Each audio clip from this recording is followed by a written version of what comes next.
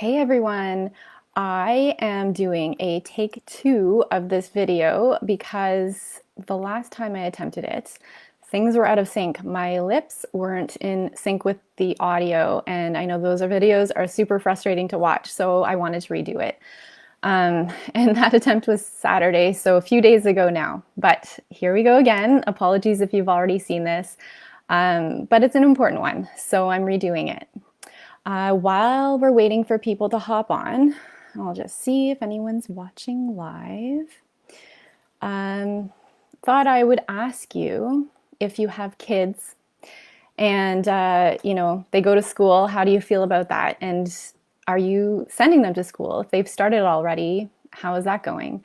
For our kids, they're supposed to be starting in early September, and we're still feeling a bit conflicted about it all.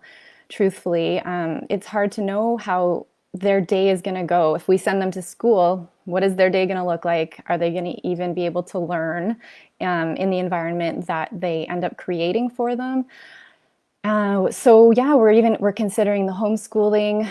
We have that option, fortunately, because my husband's mom is she has been teaching my son and our son, and she's been doing amazing. They've been doing amazing. So we fortunately have options, but no matter what, everything feels upside down right now. Everything feels very up in the air, and not just in relation to school, but there's a lot to think about. If we send them there, obviously there's a higher chance that they may get the virus and then they bring it home, and we're all relatively healthy. We think we're healthy. We'll think we'll be able to deal with it well. Kids tend to deal with it well, apparently. But we have to think about my parents and, my mother-in-law. They're in that higher risk group. So I'm curious to know how you're feeling about all this. Are the same kinds of things stressing you, and how are you managing? Have your migraines been worse over the past few months because of how things have changed, or maybe they've even improved because somehow it created a scenario where it's reduced stress levels, or things seem to feel more balanced for you? I know that may be in the minority, but let me know. So today I am going to be talking about my motivating factors for trying to avoid taking medications for my migraines. Even though I have a prescription, and they work relatively well for me. Obviously, they're not perfect, but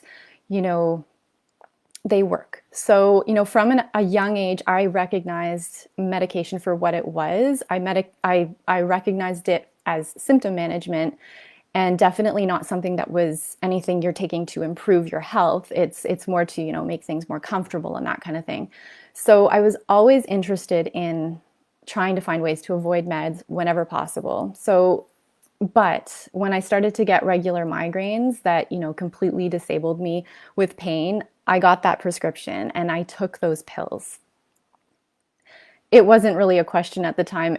And I also wasn't actually that motivated to figure out a way around it, because I was fortunate enough not to be in that position that so many others are, where you're maxing out on pills every month, or you feel like you're taking a lot, and worried about that. So, I didn't want to suffer through my migraines, so I took the pills. For those of you who may run out, you have to kind of suffer through med-free sometimes. You have to kind of really balance when you plan to take your medication and the times where maybe you hope that you can do without because you're running low. You want to save your meds for like the bad ones, which is tricky to figure out in the early phases of migraine. But ultimately, I lacked motivation to figure out to do without the meds, with the exception of 3 instances that kind of stick out in my mind. And there are probably more, but these 3 I know in those times I was thinking it would be great to not have to take medication, or I need to figure out a way to not have to take these meds when I get a bad migraine. So the first one was just before my husband and I got married. We knew we were going to try to have a baby, and my doctor told me I needed to be off of the prescription meds for, I think she said, at least 3 months before trying to conceive, because they didn't know if the medication could be harmful for the fetus. So this left me with 2 kind of questions in my mind. One was, if these meds are so terrible for a growing fetus, what does that mean, like what's in there, and should I be worried about my own health and what it could be doing to my own system. And then the second thing I was worried about was how I was going to get through my migraine episodes without medication. I was worried about the pain that I would have to endure. And, you know, it wasn't just through a pregnancy either. It was once I'm breastfeeding, I'm probably not going to be able to take these meds either. So what's going to happen when I'm getting these migraines? It started to get me to think more seriously about how to manage without medication, what other ways I could, more natural ways I could use, and also even how to prevent migraines. A little bit more thought around that. The second time I felt inspired to find a solution that did not involve meds came after having my kids. And it was around that time that I was seeing that my mom's own migraines were starting to actually get worse, and she was requiring her meds more often, and they were becoming less effective for her, and she was depending on them more, and having to take more, like, larger doses as well. So to me that seemed really unfair, that she had to endure migraines for so many years and tried so many different things, and now she couldn't even rely on her medication for the relief from pain. So this made me feel concerned for her, and it also made me consider the fact that, given that I am so much like her in so many ways, this could be my future too. That could be how things progress for me with migraines. And I think, we're right to feel that way. We're like our moms. We have family members with the same thing. Things can go in that direction. So the third and final instance before the discovery that led to me being able to virtually eliminate my migraines was when my son was just 5 years old, and he came to me in tears complaining that his head hurt. He was holding his head, he was holding his tummy as well. And that instantly I thought, he's got a migraine.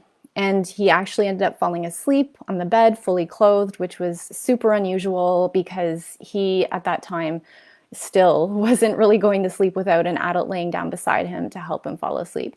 So I knew he was being truthful. He wasn't just trying to get attention. He wasn't just copying me, for all those times that he watched me laying on the couch with an ice pack on my head or cloth over my eyes.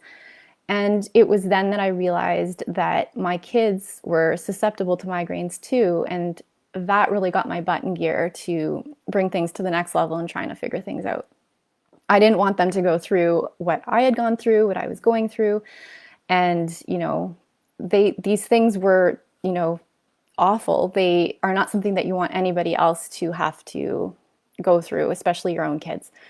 So it's not like at that point I tried things, but this really, really drove me to bring it to the next level, like I said, and to try to help them to manage their migraines or their headaches. So fortunately, with the kids, they could deal with them a little more quickly, a little more easily. They didn't last 3 days like mine. But I saw the trajectory that what could happen in their future. So it just had me thinking.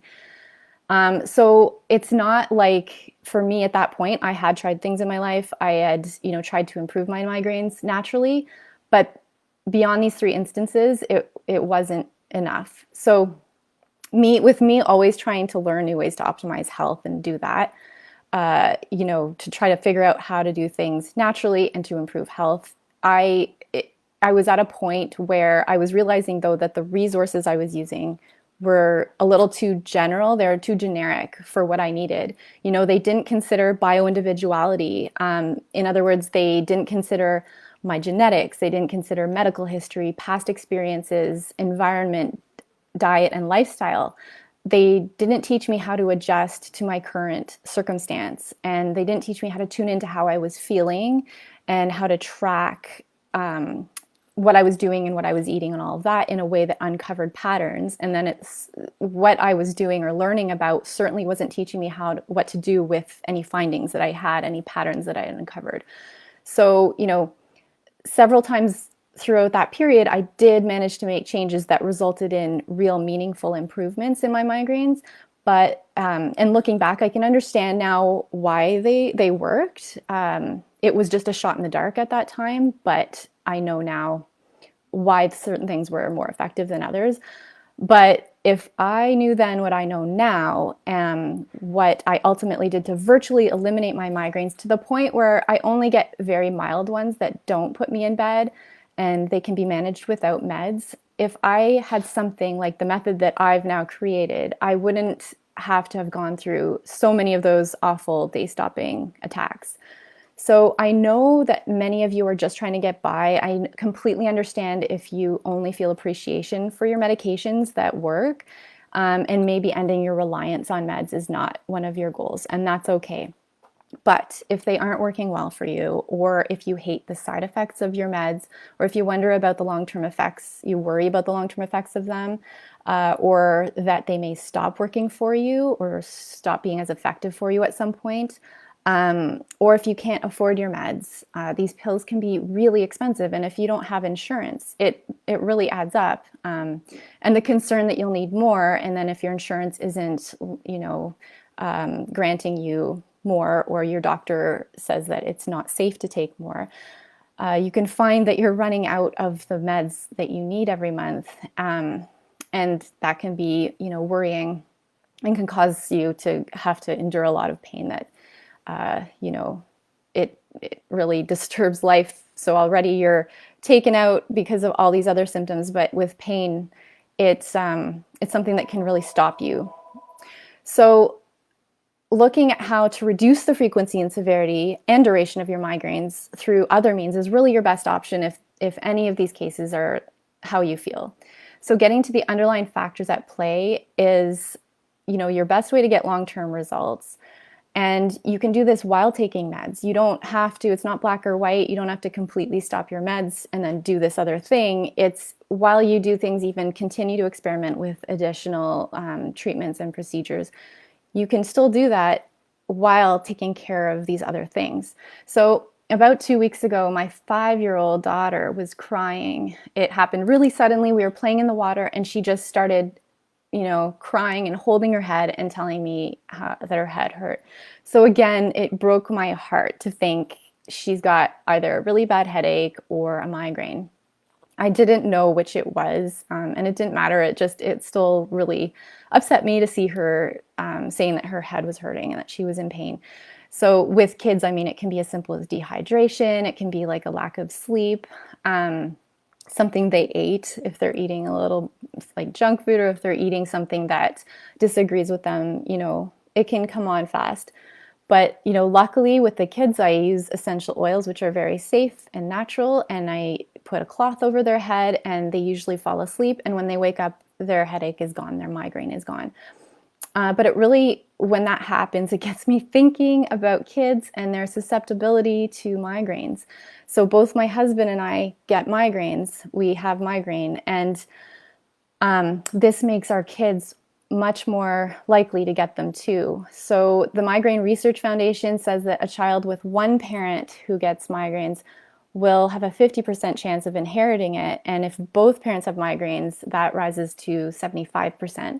So, some of you may think, our kids that's it, they're going to get migraines just like we do, and, we just have to accept it. But to me, this means that we need to do our best to keep them healthy and strong, to raise their resilience and make sure that they have the knowledge and the tools as they grow older and they start to be able to make their own decisions, their own choices about what to put in their body, what they do, how to tune into their signals of what is good for them and what is not serving them.